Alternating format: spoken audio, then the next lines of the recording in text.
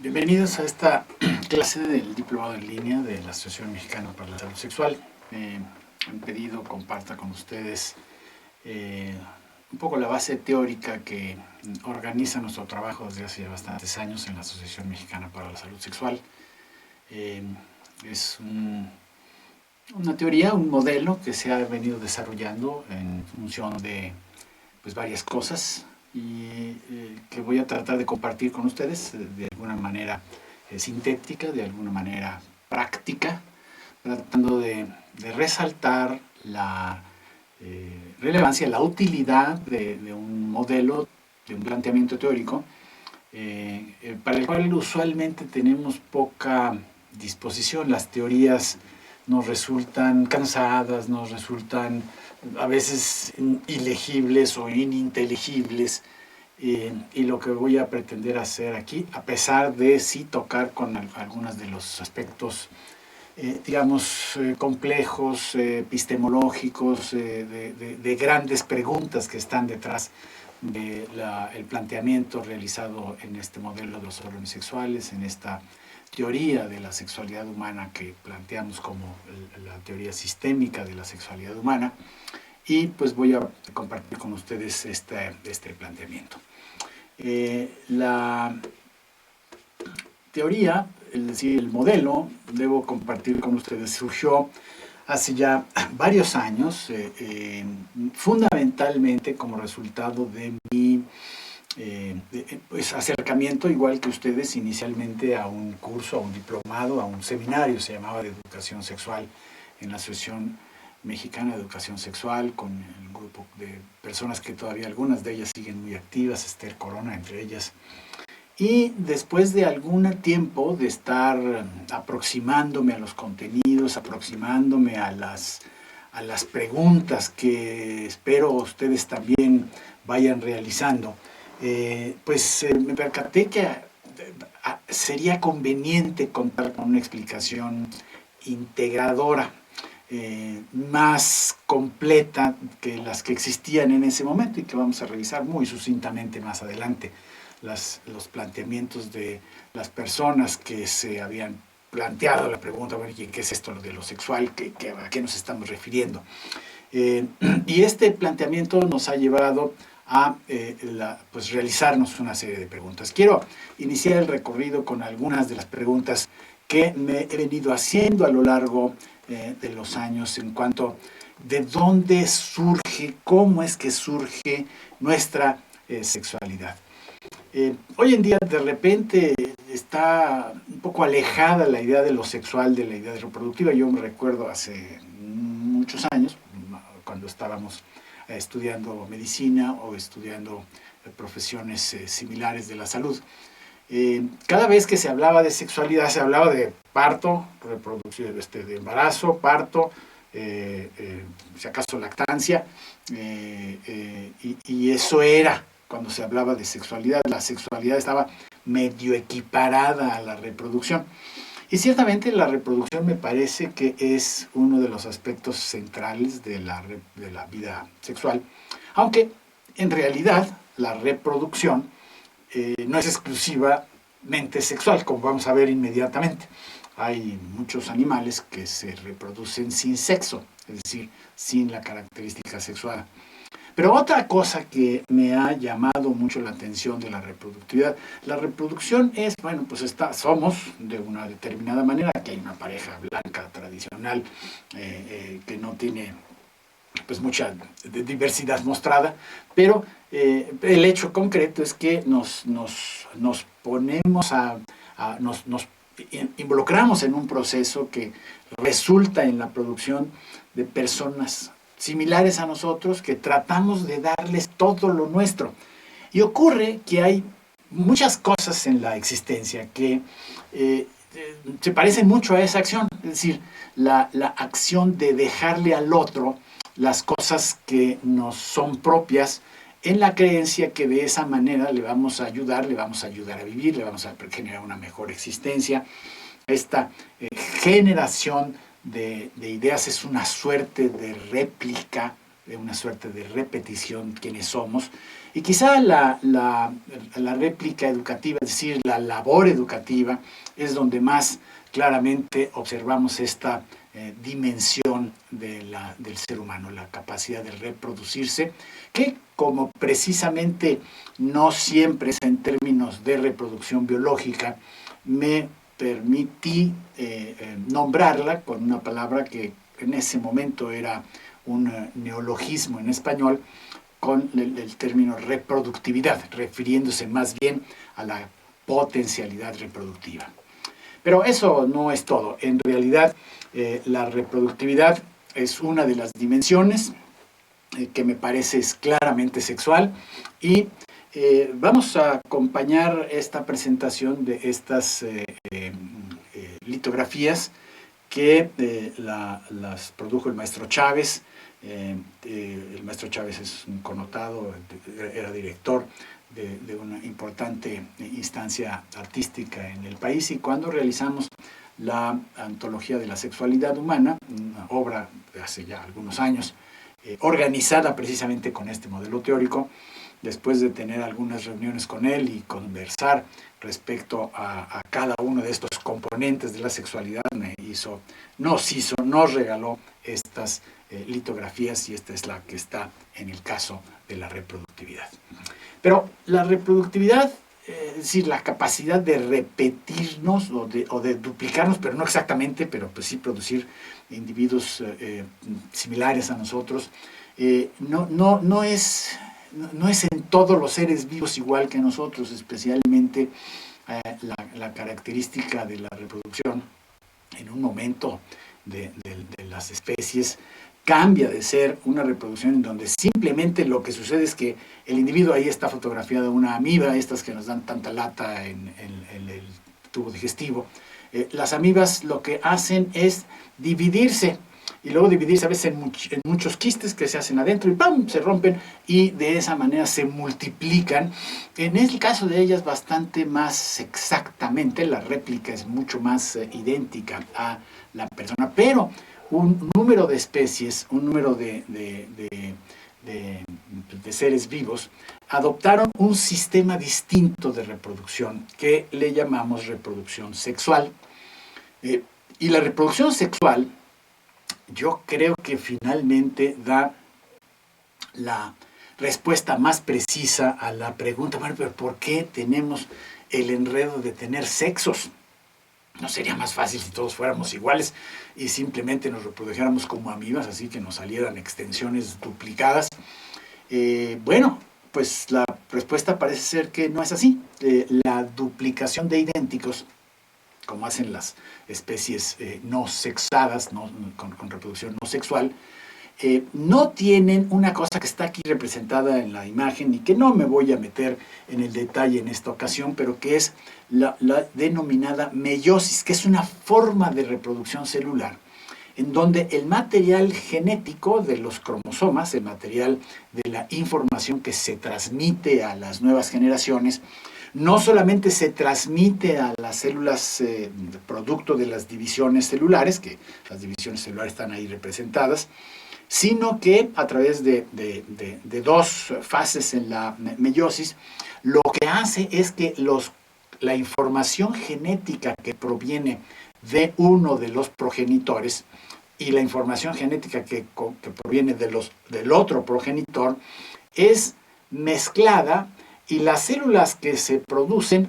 terminan con algunas de las características del progenitor A y algunas de las características del progenitor B.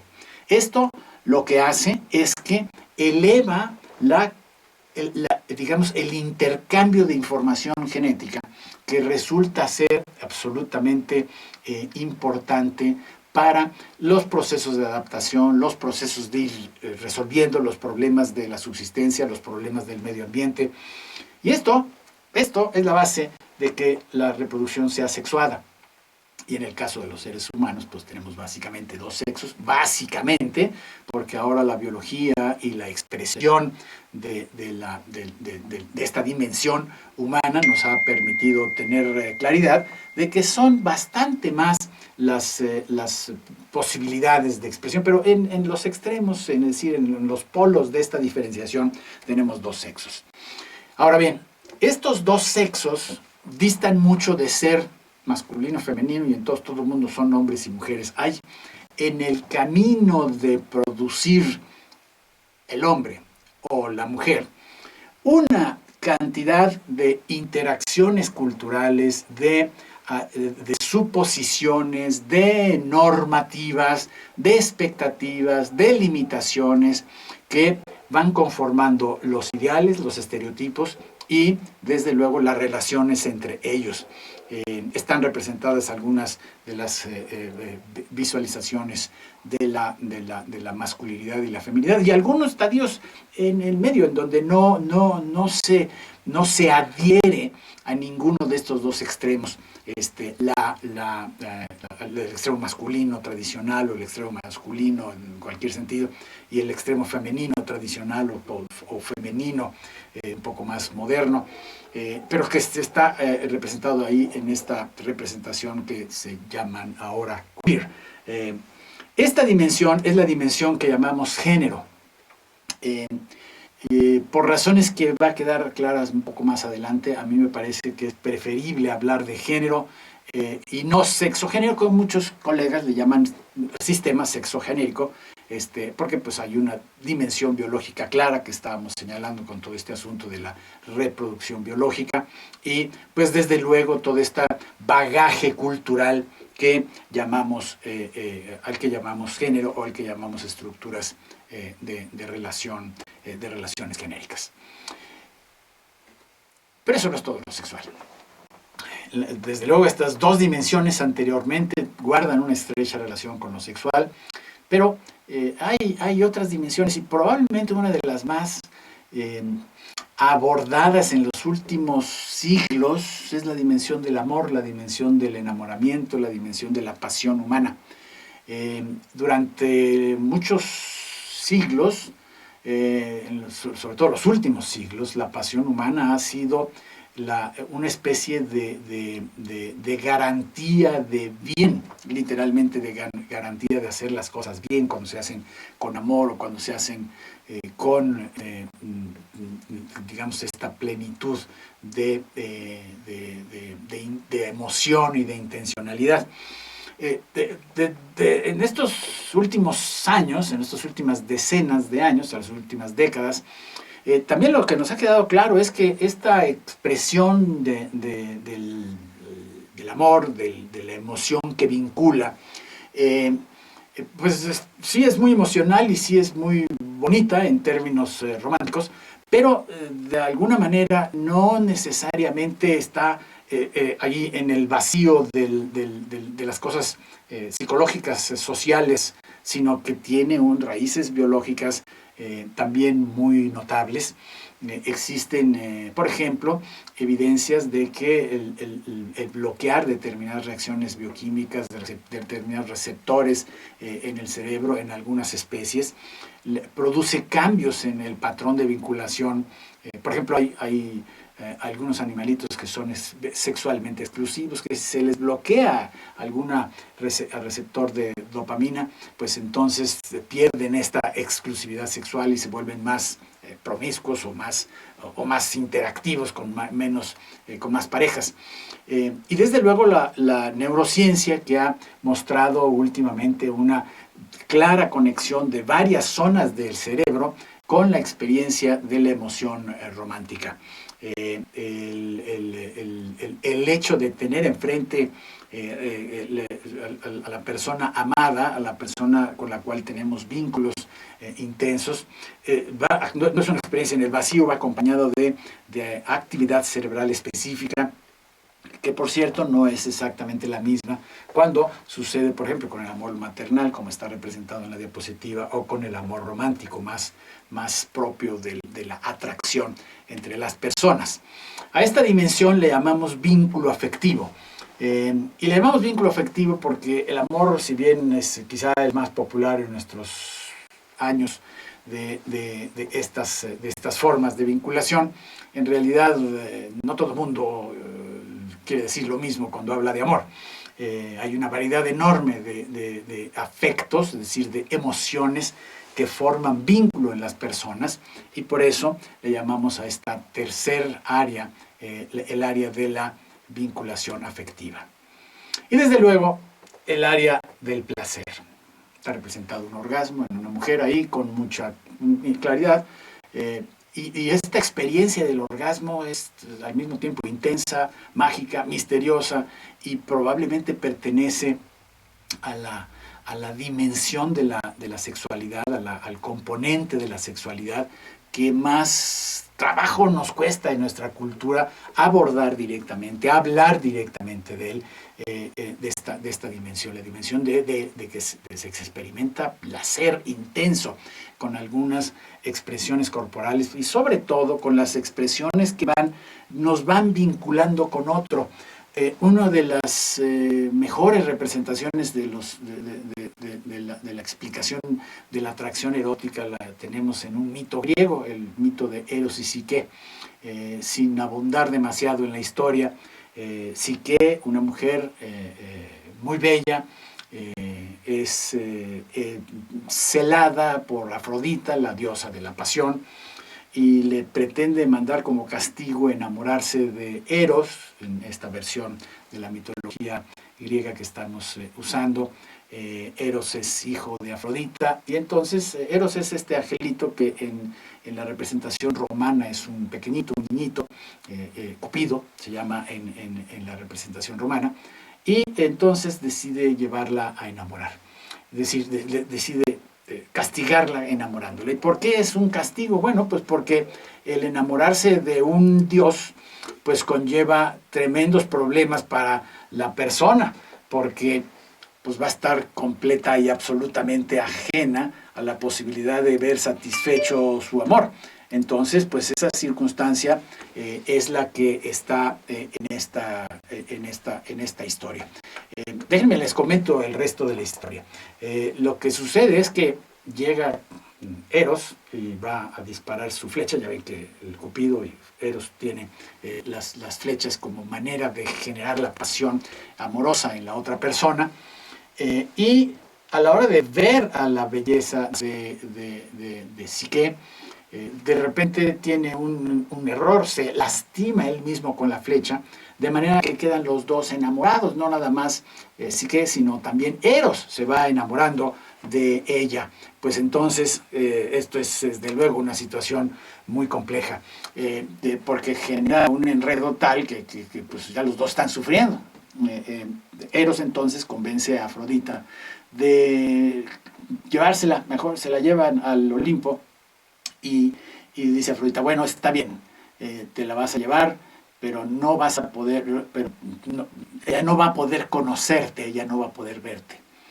Entonces, pues de esa manera tienen noches y noches de pasión, y está en realidad sí que bastante contenta con esos apasionados encuentros. Eros vuela en la mañana antes de que llegue la luz, y entonces pues ella en realidad no lo ve nunca, pero lo encuentra por las noches sin conocerlo a profundidad. Después de un tiempo, gracias a una visita que hace a la Tierra, pues ocurre que no puede con la curiosidad y además con la duda que le meten sus hermanas nada agradadas con la historia, llenas de celos.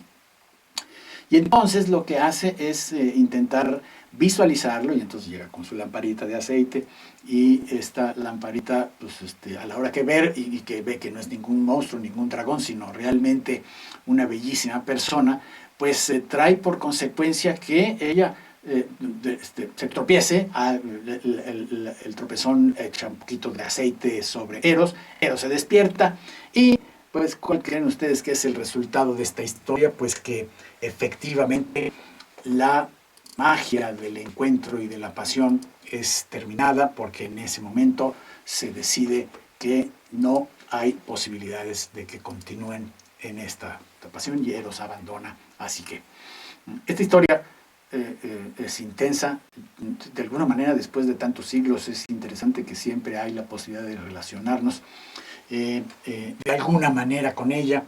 Y cuando comenté nuestras ideas respecto a la vivencia erótica y la vivencia del placer con el maestro Chávez, produjo esta maravillosa litografía en donde el encuentro es intenso y al mismo tiempo la posibilidad de voltearlo a ver no es tan clara. Bueno, estas complejidades del erotismo están también representadas en esta última dimensión que vamos a contemplar. Y entonces, para básicamente hacer un resumen, como un resultado de estas primeras participaciones o reflexiones, debo quizá también comentar que estas reflexiones empezaron inicialmente con Esther Corona. Todavía estaba yo en Ames antes de irme a los Estados Unidos al proyecto de hacer el doctorado allá. Y la realidad es que la realidad de esta historia, lo que quisiera yo compartir con ustedes en esta historia, es que discutíamos con frecuencia y con intensidad respecto a cuál era la diferencia entre género y sexualidad, porque intuíamos que no era lo mismo, que no estábamos hablando de lo mismo, pero estaba intensamente relacionado. Luego ocurrió que tuve oportunidad de trabajar en los Estados Unidos con un grupo de adultos jóvenes, pero que tenían deficiencia intelectual, tenían lo que en ese momento se llamaba retraso mental, pero que ahora reconocemos como deficiencia cognitiva, deficiencia intelectual. Estas personas me permitieron visualizar de una manera muy concreta cómo muchos de estos componentes, los cuales estuve reflexionando con ustedes hace un momento, tienen una suerte de independencia, de no estar muy conectados, para decirlo de una manera más simple, sobre todo en ellos, sobre todo en las personas que tienen esta deficiencia intelectual. Y luego se voltea uno a ver con más cuidado. La misma situación ocurre en los pequeñines y en las pequeñinas. La conexión entre estoy enamorado y quiero tener un orgasmo, por ejemplo, es una conexión que no es tan clara y tan directa cuando estamos hablando de pequeñitos. O la conexión entre, pues yo soy hombre y entonces eso significa que voy a tener cualquier cosa, predominio sobre ti, mujer. Bueno, eso lo adquieren muy temprano los chiquitos, pero no los muy chiquititos. Eso es una cosa que va integrándose, que va... Y en esta serie de pensamientos, acompañado de otras reflexiones que tienen más que ver con la naturaleza de la sexualidad humana en tanto cuanto objeto de estudio, me llevaron a encontrar en la teoría de sistemas una posible respuesta para, de alguna manera, articular mejor las ideas que estábamos desarrollando. Hay problemas en el estudio de la sexualidad humana que conviene que visualicemos. Uno de los problemas muy importante es que la sexualidad humana es, de hecho, una abstracción. ¿Eso qué quiere decir? Bueno, quiere decir que la sexualidad es más o menos igual que la inteligencia, que la personalidad, que digamos, una serie de dimensiones de la humanidad que son en realidad propuestas de conceptos, o mejor denominados constructos, y esos constructos nos sirven para entender, para capturar una serie de ideas y darles una cierta forma. Eso es lo que pasa con la sexualidad. La sexualidad no es una cosa concreta, como por ejemplo, pues sí lo es un vaso, como el que tengo aquí, y les enseño. Este vaso es un vaso grande y transparente, pero que básicamente, pero dando la previsión de la traducción idiomática, está básicamente dado en cualquier dimensión. Todo el mundo más o menos tiene la idea de la concreción de un vaso. Con sexualidad es un poco más difícil, es un poco lo mismo que personalidad. Háganse ustedes la pregunta, pero ¿y qué es la personalidad? Pues la personalidad, pues depende de cada quien cómo la entiende, y además, desde luego, pues también depende de qué autor la está definiendo. Pasa más o menos lo mismo. Es decir, la sexualidad es una abstracción, es algo que en algunas de las lecturas que tendrán oportunidad de hacer, inclusive ha sido denominado como una invención. Esta invención es una cosa que los seres humanos hemos hecho, que hemos realizado para lidiar mejor con la realidad, pero no deja de serlo. El segundo gran problema que hay en el estudio de la sexualidad es que el conocimiento está atomizado. ¿Qué quiere decir eso de atomizado? Bueno, quiere decir que está hecho cachitos, para decirlo con toda claridad. Ahorita que estábamos en las reflexiones iniciales, ¿notaron ustedes que usé imágenes que provienen del estudio biológico, de la microbiología? Ya no me fui más atrás, más adentro de la jerarquía, pero realmente mucho del conocimiento sexual actualmente está a nivel molecular. Estamos entendiendo mucho de lo que sucede gracias a cómo se interaccionan las moléculas que están detrás de la respuesta sexual, las moléculas que están detrás de los procesos de diferenciación cerebral, por ejemplo, qué es lo que sucede con la inhibición de una determinada enzima molécula, qué es lo que sucede con la ausencia de otra enzima molécula. Todas estas cosas que están básicamente a nivel molecular tienen que ver. Pero también tiene que ver lo que sucede a nivel de la vivencia individual, de cómo se entiende, de cómo se atribuye cada cosa. Eso es, digamos, lo que ocurre a nivel psicológico, y desde luego lo que ocurre a nivel psicológico va a depender de atribuciones y de consideraciones que tienen absolutamente una base en el momento histórico, en la cultura que tiene la persona. Entonces, es difícil emprender el estudio de la sexualidad si uno elige un campo e ignora los otros niveles. Eso, pues, es una necesidad disciplinaria, pero eso no resuelve el problema del conocimiento integral.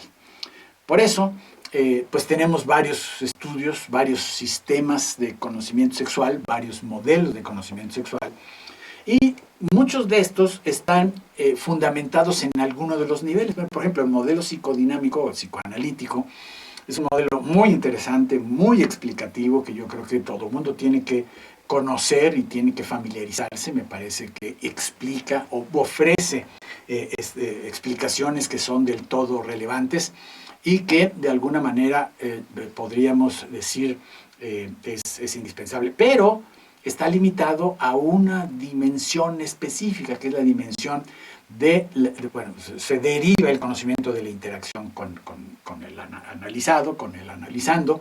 De ahí se parte en una serie de propuestas teóricas y aunque originalmente tenía la intención de estar conectado con la biología y la neurobiología, finalmente el desarrollo del modelo ha sido básicamente en el plano psicodinámico, en el plano psicológico, para ser precisos.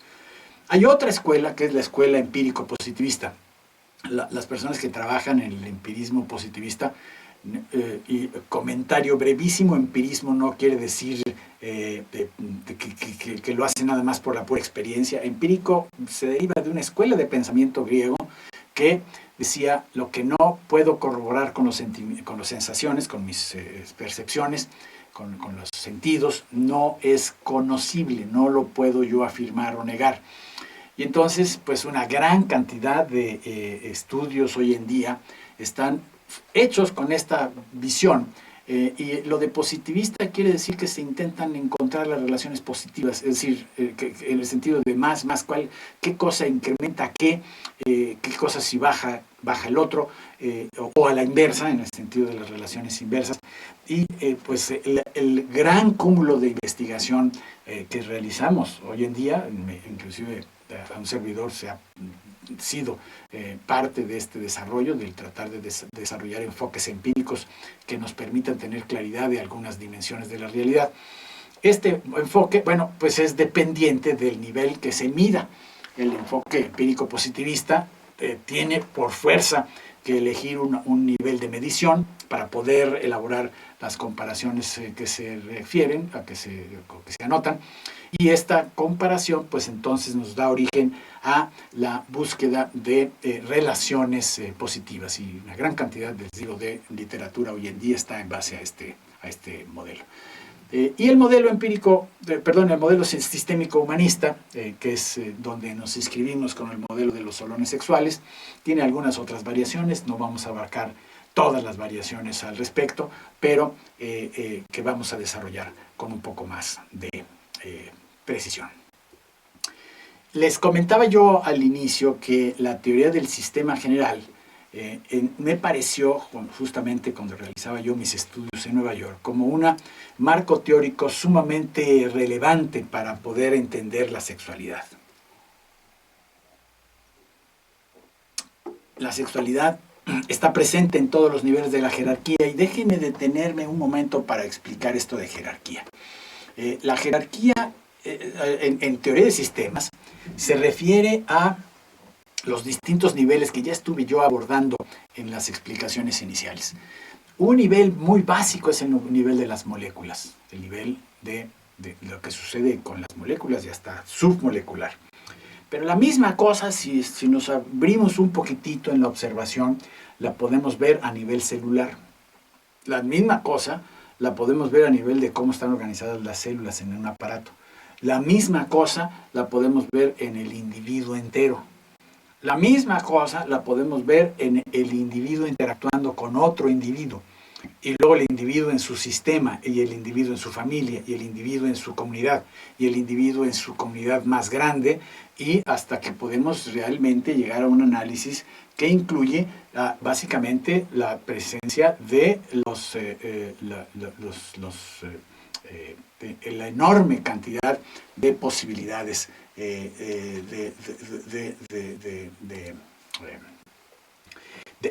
niveles de ser estudiados. Perdón por la pequeña distracción. La jerarquía es relevante porque uno elige un nivel de jerarquía para estudiar, pero el problema con los sexuales es que todos los niveles de la jerarquía necesitan ser estudiados. Por supuesto no los podemos estudiar todos al mismo tiempo, pero sí necesitamos contar con elementos, con conceptos que nos permitan movernos de plano de jerarquía, que nos permitan identificar lo que sucede en un momento dado con el plano molecular, cómo se conecta con el plano por ejemplo, del sistema completo. Y para poner un ejemplo muy sencillo, déjenme ponerles el ejemplo de una cosa que todo el mundo está enterado. Hay pastillas que modifican la respuesta sexual. Y la razón por la cual modifican la respuesta sexual es una razón absolutamente digamos, molecular. Se inhibe un sistema enzimático específico. Pero si uno se queda en ese nivel de análisis, pues entonces, a la hora de encontrar que para que esa inhibición molecular de una enzima que se llama fosfodiesterasa tipo 5 tenga algún efecto en la conducta erótica, necesita haber interacción con otras personas, o cuando menos con la fantasía de otras personas, o cuando menos con alguna forma de estímulo erótico con la persona. Si eso no se toma en cuenta, difícilmente el conocimiento molecular va a ser suficiente para entender el problema y, más importantemente, para encontrar estrategias de ayuda eficiente que pueda uno ofrecer a las personas. Entonces, lo que es recomendable es que estos niveles sean estudiados y que los conceptos tengan esta cosa que llamamos aplicabilidad vertical. Ahora, 2 minutos de revisar lo que se llama la teoría de sistemas. Básicamente, los sistemas son, básicamente, conjunto de elementos que se encuentran, obviamente, relacionados, pero mientras no están relacionados, pues entonces difícilmente se puede hablar de que estamos ante algo distinto a un conjunto de cosas. Bueno, estos conjuntos de elementos, para que se consideren un sistema, necesitan tener algún tipo de interacción. Y esta interacción ser más o menos constante para que entonces, más o menos como la interacción, no como, imagínense una mesa de billar donde interaccionan todas las bolitas. Bueno, pues eso puede ser una cosa muy interactiva, pero si no se tiene un patrón de interacción eficiente y repetible y producible, pues difícilmente vamos a tener un sistema de bolitas de billar. Estos sistemas, cuando están interactuando en forma más o menos persistente, se denominan sistemas organizados, es decir, sistemas que tienen una organización en su interacción determinada. Entonces, el punto está aquí que cuando un sistema está interactuando de manera eficiente entre ellos, se conforma el sistema. Difícilmente un sistema está ahí aislado en el universo y no le hace nada de caso de ninguna manera, sino que está en interacción con otros sistemas. Y es precisamente esta idea de la teoría general del sistema que hemos tomado para aplicar al estudio de la sexualidad. Es decir, de la idea original de tratar de identificar de qué se compone nuestra vida sexual, a el reconocimiento de los diversos sistemas que estamos aquí considerando. Hay una realidad, y esta realidad es que, bueno, estos sistemas son variados, tienen interacción entre todos, por eso parece que estamos hablando de lo mismo, pero que de alguna manera tuvieron o tienen una relativa independencia. Y esta relativa independencia es la que nos permite recurrir al concepto de olón sexual. El concepto de olón sexual es un concepto desarrollado por un escritor húngaro, que se llama, ya se murió, Arthur Koestler, y básicamente a lo que nos referimos con este concepto de olón sexual es a la existencia de una serie de partes, así como los componentes que estuvimos señalando en las diapositivas anteriores, pero que tienen interacción entre ellas, pero que además pertenecen a un todo más grande. Esa es la esencia del concepto de olón. Es decir, es una parte del sistema que a su vez es un todo. Y eso es muy importante. En el caso específico de la aplicación de la teoría de sistemas o de la teoría del sistema general a la sexualidad humana, estaríamos hablando de un número de estructuras biológicas en el organismo que al ir en el proceso de crecimiento van relacionándose, originando construcciones mentales, es decir, ideas, es decir, atribuciones, es decir, significados, ante la experiencia que da o que se provoca por esa experiencia biológica. Y esas construcciones mentales combinadas con la biología es lo que llamamos el olón sexual. Se propone entonces este término, a pesar de que es un poco raro y a pesar de que podríamos decir simplemente partes o subsistemas, para recordarnos la naturaleza vertical del concepto. ¿Eso qué quiere decir?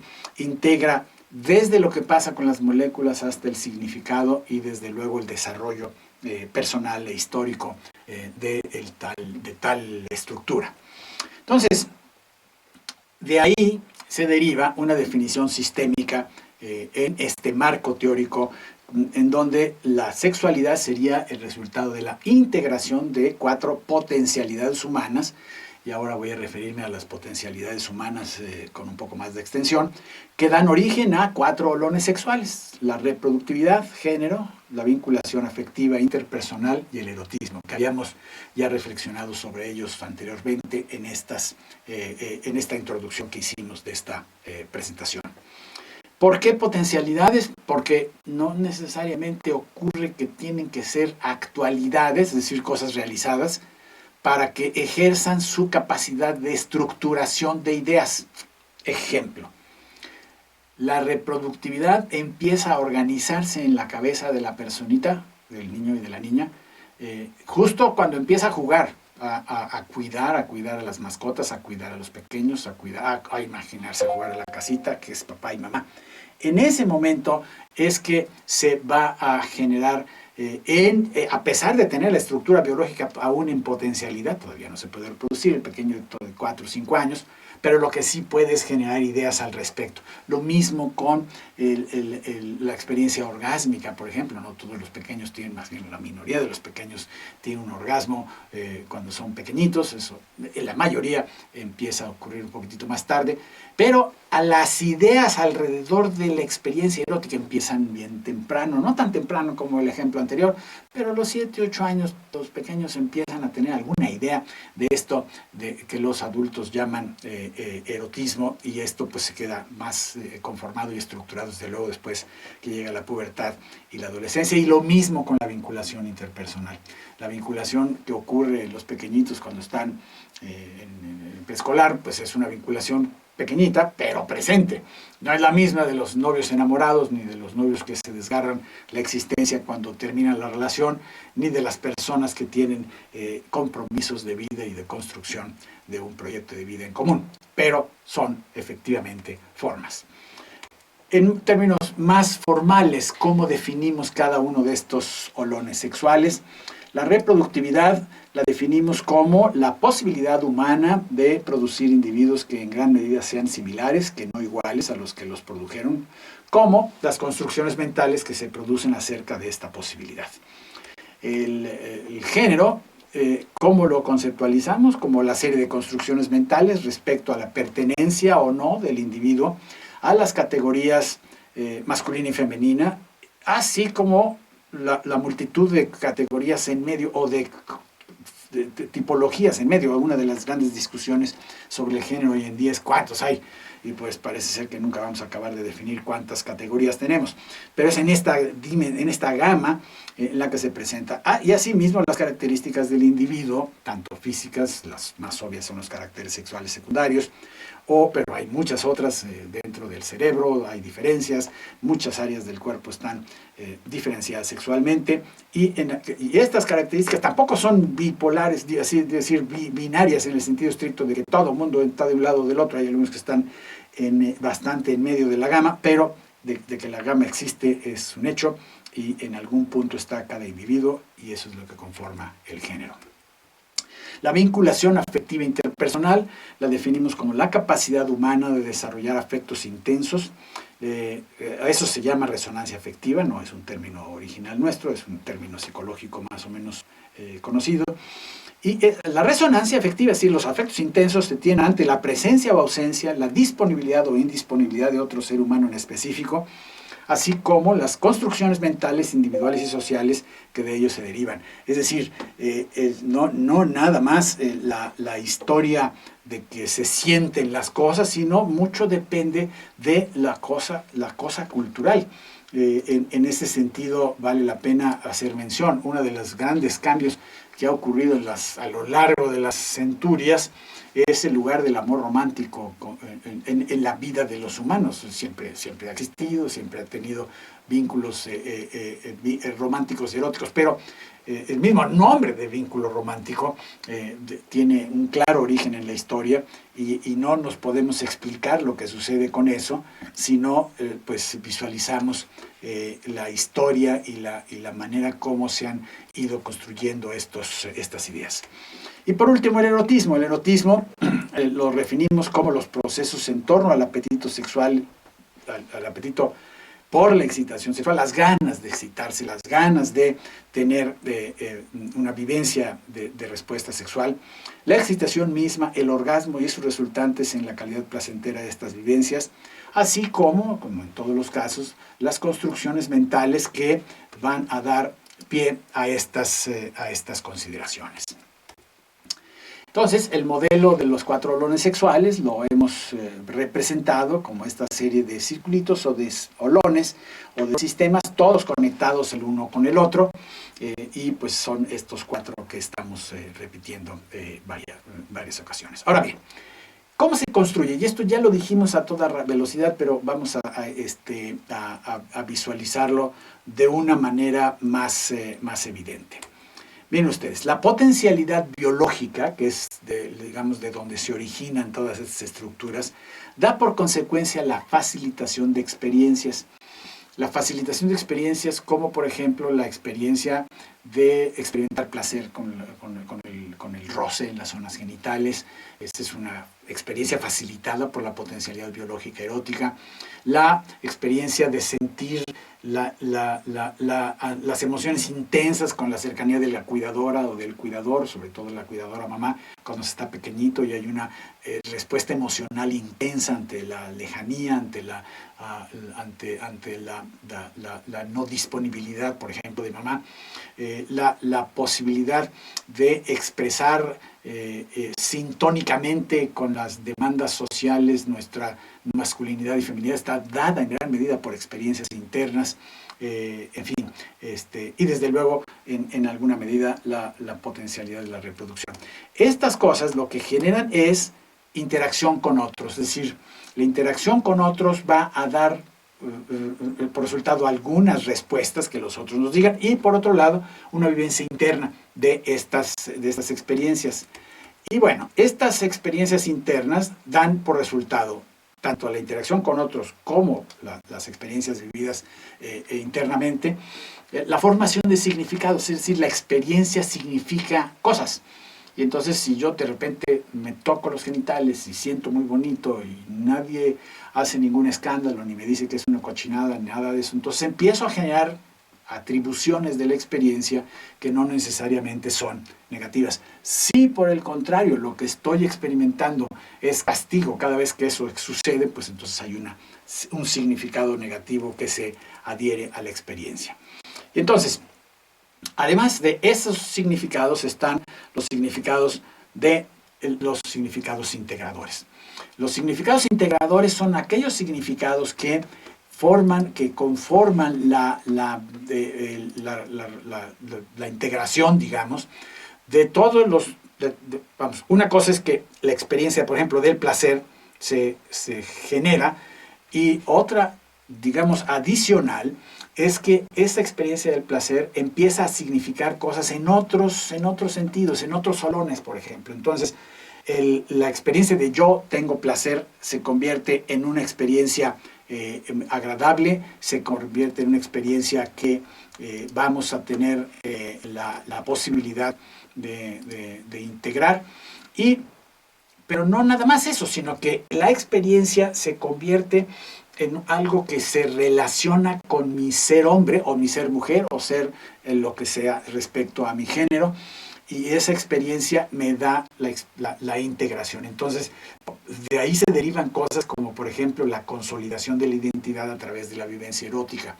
De ahí se derivan cosas como la búsqueda de reproducción para, de alguna manera, cumplimentar alguna cuestión que tiene más que ver con la identidad, y una serie de expresiones que manifiestan la presencia de significados integradores.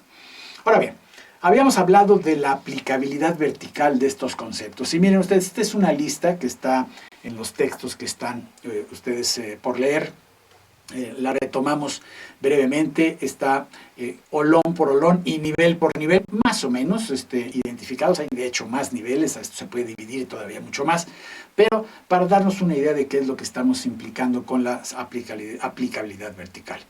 El nivel biológico en la reproductividad, estamos hablando del sistema reproductivo, de la concepción y el embarazo del parto, de por ejemplo la acción específicamente biológica de los anticonceptivos, a nivel psicológico individual de la identidad reproductiva, los significados de la paternidad y maternidad, la conducta anticonceptiva, que no es lo mismo que los anticonceptivos, una cosa es la pastilla y otra cosa es cómo lo usan las personas, a nivel psicológico social, determinantes de la conducta reproductiva o contraceptiva en comunidades específicas, el papel y lugar de la maternidad y la paternidad en la cultura, la legislación sobre el parentesco a nivel legal, la maternidad, la adopción, las herencias, para hablar de algunas de las cosas de la reproductividad. Sobre el género, bueno, pues el dimorfismo genético, anatómico, genital, es básicamente algo que ocurre en el estudio de la diferencia sexual, la identidad de género, el desarrollo de conductas dimórficas, los papeles sexuales, la masculinidad, la androgeneidad, los guiones, los roles sexuales, los estereotipos que son de alguna manera limitantes, como el machismo y el embrismo, a nivel antropológico, la cultura, el poder, el género, la política sexual. Y a nivel legal hay un montón de cosas que han ido cambiando con el tiempo, afortunadamente. La equidad legal, el voto, por ejemplo, no tiene tantos años, si vemos la historia en gran escala, que se reconoce la igualdad de votar, el derecho de votar de las mujeres, por ejemplo, la legislación diferenciada. Con el vínculo afectivo, ahora sabemos que hay bases bioquímicas de los fenómenos de la vinculación humana y bases neurobiológicas. A nivel psicológico estudiamos las emociones vinculativas, la experiencia amorosa, de apego emocional, el proceso de enamoramiento, los patrones a nivel social de la formación de pares, cómo se conforman las parejas, por quién se empareja con quién. Eso de alguna manera es algo que conforma el nivel psicosocial del estudio del vínculo afectivo. Las determinantes de la formación de pares, cómo es que las personas deciden casarse con quién, significados sociales de la vinculación, el proceso de institucionalización, divorcio, matrimonio y otras formas de disolución y de unión, el derecho familiar, ¿no?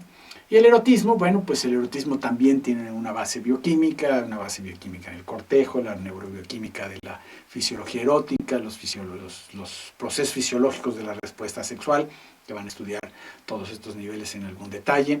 La identidad erótica, la simbolización del desarrollo erótico, por otro lado, a nivel individual, a nivel social, las actitudes sociales ante la virginidad, la permisividad, lo que se permite, las actitudes homófobas, las actitudes erotófobas, es decir, las conductas aceptadas, los guiones sexuales, los códigos morales, los dobles estándares, por ejemplo, todavía hasta la fecha tenemos un código moral para los hombrecitos y otro para las mujercitas, como si esto tuviera algún sistema.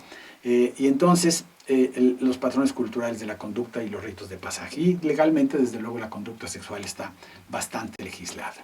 Entonces, esto es el modelo de los solones sexuales. Para tratar de encontrar el lado de aplicación de esto, vamos a referirnos un poquitito al desarrollo sexual. El desarrollo sexual es visto en este modelo como el proceso de integración y de crecimiento, por así decirlo, de cada uno de los solones. Los solones están presentes desde pequeñines, pero no están presentes en la misma forma, están presentes en una forma pequeñita, infantil, y ahí están representadas algunas de las actitudes genéricas. ¿Qué es lo que le pasa a cada olón? Hay, por un lado, un proceso de clarificación, es decir, queda más claro lo que significa cada cosa en cada uno de los solones, y por otro lado, un proceso de integración, ¿no? Con el proceso de clarificación, el olón se va haciendo más complejo, cada uno de ellos. Con el proceso de integración, uno se va relacionando con los otros hasta que queda una unidad. Digamos, en la primera infancia y por ahí de preescolar, estarían todos los solones chiquitines y además poco integrados. Conforme se van acercando a la primaria, entonces empiezan a vincular, todavía están pequeñitos, pero empiezan ya a aparecer asociaciones, el género, por ejemplo, como determinante de con quién ando, de con quién me enamoro. En primaria, pues las vinculaciones se vuelven más sólidas, más integradas. Ya para la secundaria, el inicio de la secundaria, están básicamente presentes de vinculaciones, de integraciones en todos los niveles que se solidifican al terminar la adolescencia, al inicio de la vida adulta. Entonces, el desarrollo sexual se representa como el proceso de clarificación y de integración, es decir, el caminar de aquí hacia acá, en esta situación. Y este proceso de desarrollo, pues es el que está siendo característica. Entonces, el modelo se representa de esta manera. Todo esto que vemos aquí sería en conjunto la sexualidad. Lo vamos a ver más adelantito. Ahora bien, hay una herramienta que tenemos y que usamos, sobre todo en la clínica, hay que aclarar que es pero también en el proceso educativo de repente conviene tener una idea de dónde están los problemas. El modelo entonces implica que están todos los subcomponentes, los solones, y que la complejidad de cada uno de ellos es la que da por resultado la sexualidad. Ese es básicamente lo que estamos planteando, esta unidad de significados que se adquiere en un momento dado cuando se llega a la adolescencia, después de la adolescencia, un poquitito al final de la adolescencia. Es posible identificar cómo se organizan los sistemas, es decir, las estructuras. Y estas las podemos plantear con su nivel de desarrollo y identificando dónde hay conflictos en la estructura. Entonces, de repente, cuando alguien, por ejemplo, ha tenido un proceso de adquisición de significados negativos respecto al placer sexual, pues va a tener muy probablemente significados que se conflictúen dentro de su propio erotismo, y eso puede o no manifestarse en ansiedad, en culpas o en problemas o a veces hasta en disfunciones sexuales por completo, ¿no? En el vínculo también puede ocurrir algo que es simplemente si la suerte o la mala vivencia de los procesos vinculares cuando pequeños. Por ejemplo, el padre golpeador, por ejemplo, la madre ansiosa y ineficaz, por ejemplo, el descuido, por ejemplo, el abuso, puede perfectamente generar un conflicto en el plano vincular y ese, pues, generar otros conflictos en los otros solones sexuales o no. Esto es lo que llamamos la hipótesis de estructura sexual. Y para terminar, es pertinente, esto ya lo aclaramos, pero es pertinente enunciar de que una cosa es cada uno de los solones, pero cada uno de los solones tiene cuando menos estos tres niveles de jerarquía: biológico, psicológico y social. De manera que cuando estemos haciendo el estudio de cada uno de ellos, pues no debemos de olvidarnos que si estamos analizando, qué sé yo, qué procesos de las arterias están impidiendo que haya una buena respuesta sexual, bueno, esto es a nivel biológico y puede ser totalmente válido, pero habría que ver de qué manera los significados alrededor de ese erotismo están impactando el mismo erotismo, al género y en las otras dimensiones de la sexualidad, y cuál es la implicación social, por ejemplo, para simplemente usar esta ilustración. Lo mismo cuando estamos en un proceso educativo que pues hay que tomar en cuenta. Uno es la idea que puede uno tener de lo que debe ser, pero si no toma en cuenta uno en dónde se encuentra insertado el pequeño educando, pues entonces difícilmente la labor educativa va a ser de esta manera eficiente. La propuesta de los salones sexuales, ya para terminar, aquí está. La primera publicación fue en 1984, en una publicación poco disponible porque no había publicación electrónica como ahora hay. Es una publicación que hicimos precisamente hablando de la educación sexual de las personas con deficiencia intelectual. De manera muy relevante, con la aparición de la antología de la sexualidad, se da a conocer el modelo. La misma antología está organizada de esta manera, organizada toda la obra con el concepto de los 4 olones. La antología la van a poder revisar en varios de los textos que están en la plataforma y actualmente ya no se encuentra en librerías, pero haremos el intento de conseguir ejemplares para que, si tienen interés, tenerlas. Es una obra de hace ya algunos años y ha sido retomado por varias instancias educativas nacional e internacionalmente el modelo. En México en 2006, hace un poquito más de 10 años, en el acuerdo de la reforma de secundaria, con los planes y programas de estudio para la educación secundaria, en el bloque 5 de la reproducción, hubo el reconocimiento del modelo. Dice aquí: reconozca la sexualidad humana desde la perspectiva amplia que involucra 4 potencialidades: género, vínculos afectivos, erotismo y reproductividad. Por cierto, dije que iba a explicar de las potencialidades y no lo hice con suficiente. Yo no estoy refiriéndome a potencialidades humanas, sino a cosas que pueden ser, porque ya las tenemos allí en potencia. Y esto de repente no ha sido bien entendido en algunas lecturas que algunas personas han hecho. Esta es una idea de por dónde han dado los salones sexuales, y con esto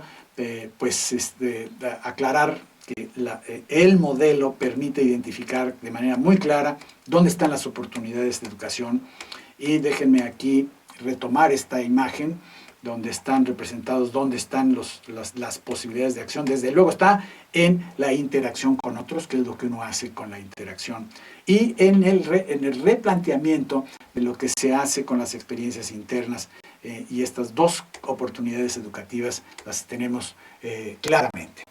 En conclusión, la sexualidad hay que conceptualizarla primero para poder estudiarla. Esta conceptualización, que es una conceptualización occidental, nos hace estar ante algo que abarca todos los niveles de los seres humanos y que pueden ser estudiados, en todos los niveles que los seres humanos podemos ser estudiados. Y entonces es posible, de acuerdo a este planteamiento que he compartido con ustedes hoy, una formulación vertical de la sexualidad. Nos parece que la teoría del sistema general es un marco adecuado para el desarrollo de una teoría general sobre la sexualidad, y por ello pensamos que la sexualidad puede ser entendida como la integración del erotismo, la reproductividad del género y la vinculación. Y con esto, pues les doy las gracias. Estamos ahí.